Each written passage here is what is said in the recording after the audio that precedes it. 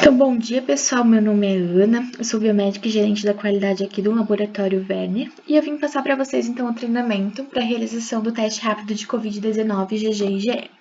Então, começar falando um pouquinho para vocês sobre o coronavírus. Então, o Covid-19 é uma doença infecciosa causada pelo novo coronavírus que ele foi recentemente descoberto na China depois do surto que teve ali em dezembro de 2019, do ano passado. Então, falando um pouquinho dos sintomas, né? Os principais sintomas são febre, cansaço, tosse, dificuldade em respirar. Alguns pacientes ainda podem apresentar dor de cabeça, dor no corpo, congestão nasal, coriza, garganta inflamada ou diarreia. Nos casos mais graves, quando a gente tem um indivíduo hospitalizado, pode ocorrer pneumonia, síndrome respiratória aguda grave e insuficiência renal. E esses sintomas eles são leves e eles começam gradualmente. Então, é bem importante essa parte de sintomas, porque para a realização do teste, a gente vai ter que ter um indivíduo sintomático, pelo menos 6 dias com esse sintoma, que depois vocês vão entender um pouquinho o porquê, tá? Então, a gente tem os grupos de risco, que são pacientes idosos ou que possuem problemas médicos subjacentes, como pressão alta, problemas cardíacos ou diabetes. Esses indivíduos, então, têm maior probabilidade de desenvolver essas doenças graves por causa do Covid-19. Além disso, também a gente tem os indivíduos assintomáticos, que são aqueles indivíduos que não têm o sintoma, mas que sim estão infectados pelo coronavírus. Existem evidências de pessoas com coronavírus que são assintomáticos que podem sim transmitir a doença. Entretanto, a carga viral é menor e o potencial de contágio é menor também.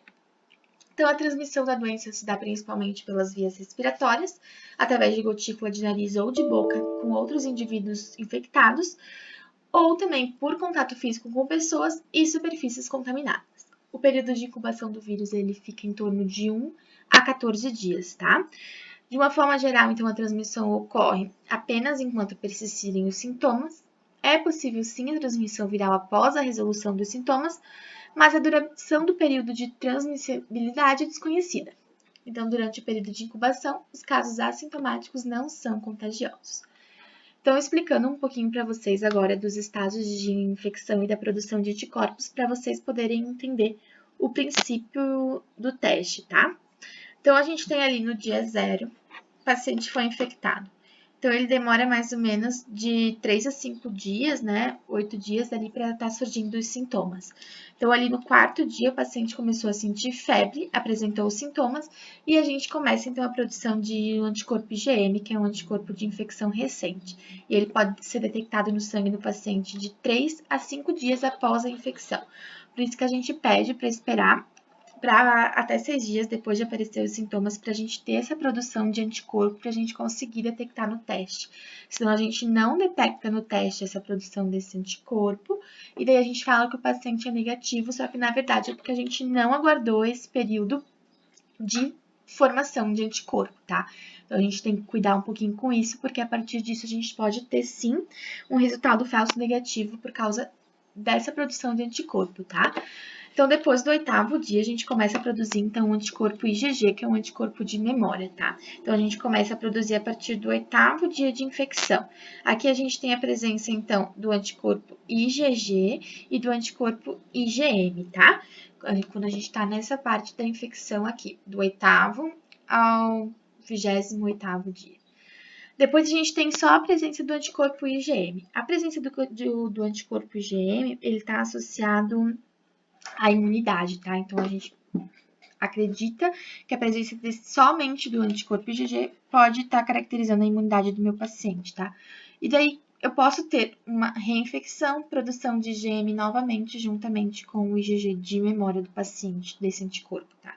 É a partir disso que a gente vai realizar a leitura do teste e do resultado. Então, explicando para vocês sobre o produto mesmo, sobre o teste. Então, o MED-teste coronavírus IgG-IgM, teste rápido, é um imunoensaio qualitativo. Então, ele só vai dizer se o paciente tem ou não, não vai dizer, não vai quantificar esse vírus, né? Baseado numa membrana para detecção de anticorpos. Então, a gente detecta o anticorpo e não o vírus propriamente dito. Por isso, esse cuidado de pegar, principalmente quando o indivíduo começa a produzir um anticorpo, porque se a gente não tem o anticorpo, a gente não consegue detectar no teste, tá? Então, o teste a gente consegue detectar o anticorpo IgG, um anticorpo de memória, e um anticorpo IgM, que é um anticorpo de infecção recente. Então, a gente tem uma sensibilidade de detectar esse paciente positivo 97,4% para IgG e 86,8% para IgM. E a gente tem uma especificidade do teste para detectar os indivíduos negativos de 99,3% para IgG e 98,6% para IgM. Os benefícios do teste. Então, permite uma rápida detecção do vírus, COVID-19, porque o resultado fica pronto em 10 minutos. Permite o rápido encaminhamento para a pesquisa de outros agentes infecciosos. Então, eu tenho um paciente sintomático, fiz a detecção do teste rápido para COVID-19, deu negativo, então eu vou pesquisar outras doenças, tá? Que podem estar causando. Permite o tratamento de indivíduos sem fatores de risco, então a gente começa a detectar aí todos os pacientes, não somente aqueles que estão internados, que é o que está acontecendo hoje, para a gente realizar o RT-PCR somente em indivíduos internados, tá? E evita tratamento desnecessário e agiliza as ações das unidades básicas de saúde, porque a gente consegue realmente saber quantos desses indivíduos estão infectados. Então, o princípio do teste, que nem eu falei para vocês, para a gente entender um pouquinho dos anticorpos, é que a gente faz justamente a pesquisa desse anticorpo IgG e IgM. Então, a gente tem no teste, na placa do teste, o antígeno, e a partir do momento que ele entra em contato com o anticorpo do paciente, né, no caso, no soro do paciente, ele vai gerar essa cor e esses risquinhos que vocês podem ver aqui, caracterizando a presença ou não desse meu anticorpo, caracterizando um teste positivo ou um teste negativo. Então, a gente consegue fazer esse teste com sangue total, soro ou plasma. O volume da amostra a gente vai usar somente 10 microlitros, que é um volume bem pequeno, e a gente tem o resultado do teste, então, como eu já havia falado, em 10 minutos, tá? Então, a apresentação do teste, tá? Vocês têm uma caixa contendo 25 testes, 25 conta-gotas e uma solução tampão e uma bula, tá? Ela tem validade, então, de 24 meses, de 1 ano, o armazenamento de 2 a 30 graus, e tem o registro na Anvisa, então foi aprovado recentemente pela Anvisa. Agora, eu vou falar um pouquinho sobre as instruções de biossegurança para a coleta do Covid-19. Então, a gente tem que tratar todo paciente como possível contaminado, tá? Então, a gente tem que atender em salas arejadas, com a janela aberta, a porta fechada e com ar-condicionado desligado, tá? Seguir as instruções de biossegurança. Então, a gente tem que fazer, sim, a limpeza e a desinfecção da sala antes e depois do atendimento e dos instrumentos utilizados, tá? Então, vou utilizar uma mesa de apoio para o braço do meu paciente para fazer a coleta capilar. Tem que fazer a limpeza entre um paciente e outro com álcool 70, tá? A gente vai usar a máscara N95, e por cima da N95 a gente vai usar uma máscara de procedimento cirúrgico normal, tá? Então, a N95 embaixo, a máscara cirúrgica por cima. Além da avental, o óculos e 2 luvas. Então, a gente vai colocar uma luva em cima da outra, tá? Depois que a gente fizer todo o procedimento, a gente tem que fazer a retirada dos EPIs e essa retirada tem que estar dentro da técnica asséptica, que a gente retira a máscara puxando pelo elástico, nunca com contato com a superfície externa, porque ela pode sim estar contaminada, tá? A gente descarta todo esse material como lixo infectante, tá? Então, no saco branco. A gente deve seguir uma ordem para a retirada desses EPIs. Então, primeiro a gente vai retirar a luva de procedimento que teve contato com o meu paciente, então, que é a luva que está por cima. Tirei essa luva, descartei. Depois, retira a máscara pelas tiras do lado, retiro meu óculos, retiro a minha touca, retiro meu jaleco, retiro também a minha máscara N95 com cuidado para não contaminar, e aí sim retiro a luva que tá embaixo, tá? Lembrando que quando sempre retirar e jogar no lixo contaminado, tá? Fazer sempre a higienização das mãos com sabonete líquido ou álcool 70, antes do contato do paciente, antes da realização do procedimento, após o risco de exposição, após o contato com o paciente e após o contato com objetos tocados pelo paciente. A gente vai estar higienizando também os óculos de proteção com álcool 70 e a gente vai sempre realizar a troca do lixo contaminado quando atingir 2/3 da capacidade de armazenamento do saco, tá? Caso seja uma coleta que não aconteça em ambiente hospitalar, né? E não tiver o lixo contaminado, então a gente não descarta como lixo comum, tá? Então tem que procurar aí uma forma de estar descartando no local apropriado de lixo contaminado.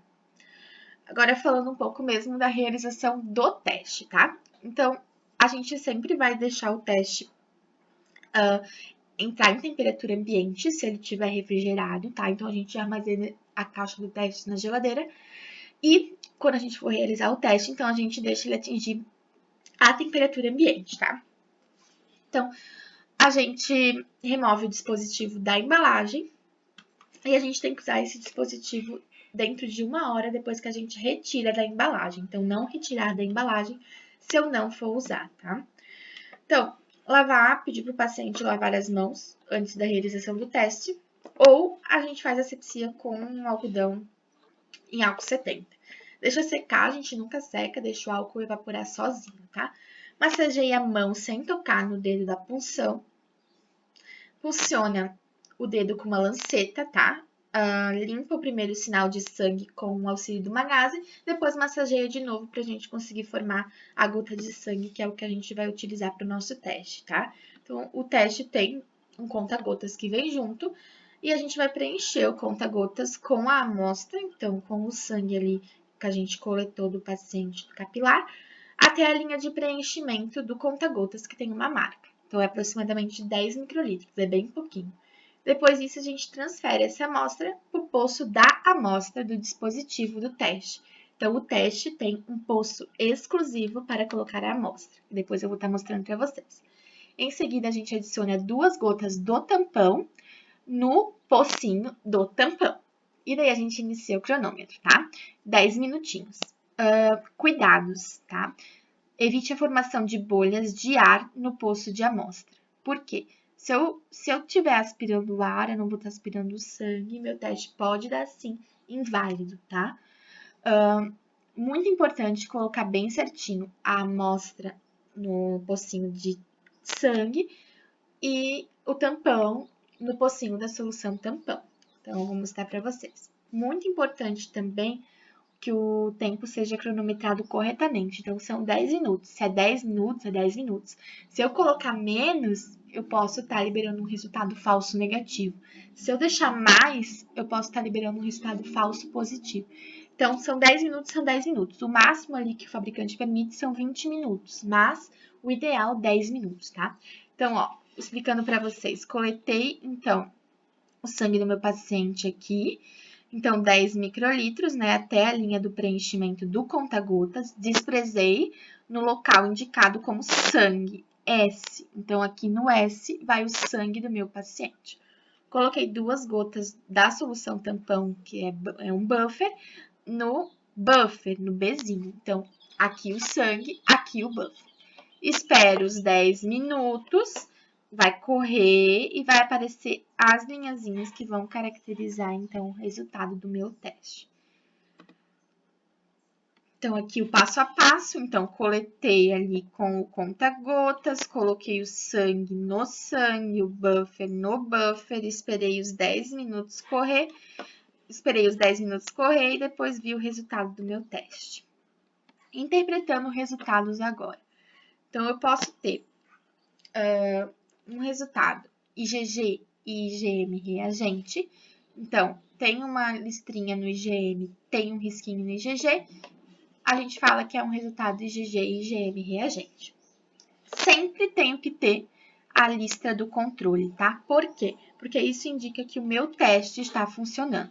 Se eu não tenho a linha no controle, que é esse Czinho, eu digo que o meu teste é inválido, que é o que eu vou falar para vocês depois. Então, sempre tem que ter o risquinho no controle. Se tem o risquinho no controle, eu posso avaliar os meus outros resultados. Então, quando eu tenho IgM e IgG positivo, eu digo que o resultado é reagente para IgG e IgM, é indicativo de infecção secundária por Covid-19. Agora, eu tenho um resultado só IgG positivo. Estão vendo? Ó, o controle deu certo, positivo, e só o IgG positivo. Então, aparece só uma linha colorida no IgG. Então, o resultado é reagente para IgG, específico para o novo coronavírus, e provavelmente indicativo de infecção secundária por Covid-19, Ou, como eu já falei para vocês, a presença desse anticorpo IgG, ele pode indicar imunidade para o Covid-19, tá?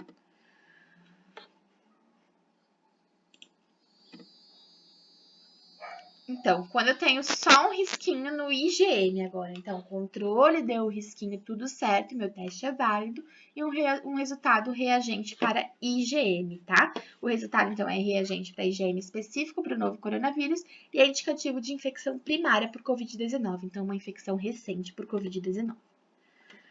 Resultado não reagente. Eu tenho o controle aqui, o risquinho no controle, porque eu sempre tenho que ter, e não tenho nenhum risquinho, nem IgG e nem IgM. Logo, eu tenho um resultado negativo para Covid-19. Lembrando que um resultado negativo no teste rápido, ele não exclui uma possível infecção.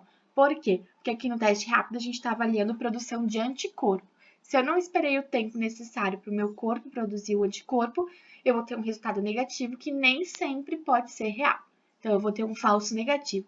Então, todos esses resultados que eu falei para vocês até agora, eles têm que ser interpretados com a clínica do paciente e juntamente com o médico, tá? E daí, o resultado inválido, que foi o que eu falei, quando não aparece o risquinho no controle. Se não aparece o risquinho no controle, a linha do controle não aparece, eu invalido o meu teste, tá? Isso pode acontecer quando a técnica não foi bem executada, quando tem bolha, quando eu botei o volume incorreto, quando eu troquei o tampão, o buraquinho do tampão pelo buraquinho da amostra. Então, tem que ter bastante cuidado na hora de realizar o teste, porque pode dar um resultado errado por falha de técnica, tá? Então, fazer a técnica corretamente é imprescindível para o resultado do meu exame. Limitações do teste. Então, o teste rápido ele vai indicar a presença de anticorpos apenas e não deve ser utilizado como único critério para diagnóstico de Covid-19, tá? No início precoce da febre, as concentrações de IgM podem sim estar abaixo dos níveis detectados, gerando um resultado falso negativo, que foi o que eu já falei para vocês. Então, cuidar com essa parte de sintomas, porque pode ser que o corpo do meu paciente não está produzindo ainda anticorpo e eu não vou conseguir detectar no teste, tá? Ou está produzindo tão pouco ainda que eu não consegui detectar. A presença ou ausência contínuas de anticorpo não pode ser utilizada para determinar êxito ou falha de terapia, tá? Então, a gente não usa teste rápido para dizer êxito ou falha de terapia. Os resultados de pacientes imunossuprimidos devem ser interpretados com cautela. Todos os resultados devem ser interpretados junto com informações clínicas e junto com o médico, tá? Se o teste for negativo e os sintomas persistirem, é recomendada a utilização de um teste adicional utilizando outros métodos, que eu vou falar depois para vocês que a gente tem outros testes sim, além do teste rápido. E um resultado negativo não exclui de jeito nenhum a possibilidade da infecção por Covid-19. Então, como eu já falei para vocês, do teste seria isso para realizar o teste. Qualquer dúvida também de interpretação de resultado ou de realização do teste que ficar ali na hora que está fazendo, pode entrar em contato sim com a gente, que a gente está dando todo o suporte para vocês, tá? E daí falando um pouquinho da comparação com as outras metodologias, que é o que eu estava falando antes.